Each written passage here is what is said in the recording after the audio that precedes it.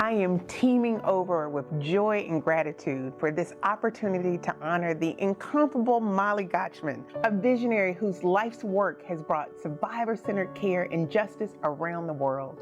Molly is the consummate artist, abolitionist, philanthropist, mother, friend, and joyful warrior. She navigates these roles with the perfect balance of grace and grit, with a visceral understanding that silence is never neutral. Her art practice is a powerful declaration that justice begins with us. Molly's groundbreaking Red Sand project sparked a global movement of awareness and solidarity. With the simple act of pouring red sand into sidewalk cracks, she renders the invisible visible, honoring survivors of trafficking and exploitation and calling millions to action. Through her leadership and long-standing philanthropic investment in systemic change, she supports frontline organizations to amplify survivor voices, strengthen prevention, and demand accountability. Molly, we honor you not just for your remarkable achievements, but we thank you for your tireless courage, your boundless generosity, and your extraordinary heart. May the wind remain at your back. Welcome to the stage, 2025 Zero Tolerance honoree, Molly Gochman. Thank you. Thank you so much. I really can't get over the generosity in this room. I really can't. Overwhelms me. When I started my learning journey in human trafficking, I paused my art practice because this work is so urgent. And my research on organizations led me to Sanctuary for Families. They taught me that trafficking is hidden in plain sight. It exists all around us, just like sidewalk cracks.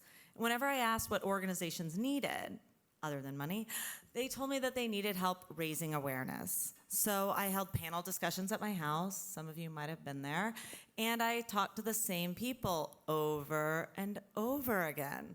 But Sanctuary's skilled and compassionate lawyers didn't want to continue to rely on survivors to tell their own story again and again because it can be re-traumatizing. So I was asked to speak about my art at Art Basel Miami, and I said, not making art anymore. But what if I created a project to raise awareness about trafficking? Okay.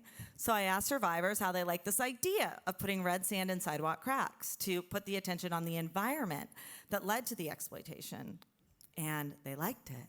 So I went down to Miami and I put sand in sidewalk cracks, and it's confusing. People are puzzled. Why are you on the sidewalk? So they stop. They talk to you, and you can talk to strangers about something that you're passionate about. So that wasn't happening in my neighborhood, my living room.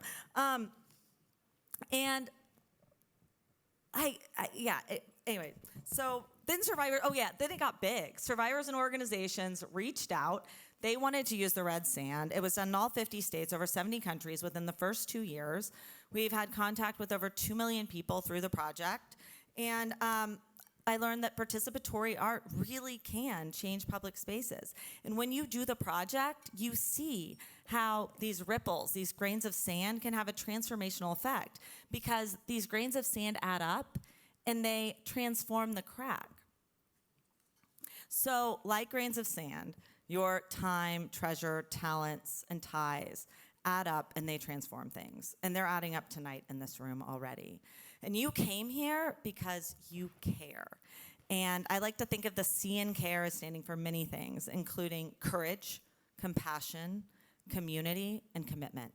All here tonight, obviously. You've all stood up for this. And now I finally allowed myself to return to making art. And I'm making work that I've fantasized about for decades. They're large bronze monuments called Monuments to Motherhood. And I grew up with monuments to violence, not monuments to care. But when we care for something, we transform it. And when you touch bronze, you transform it. The oils from your skin transform it over time in ways you can't totally predict. Just like when we care for someone, we are transforming them in ways we can't predict. I have a podcast called Monuments to Motherhood, and I argue that these sculptures are monuments to all of us because all of us practice care in some way. And I also argue that you are a monument to anyone who's ever cared for you. So your ripples, your care, your grains of sand will add up. and they will transform these women's lives. Care is the antidote to exploitation, and we need an antidote. So thank you again. Thank you.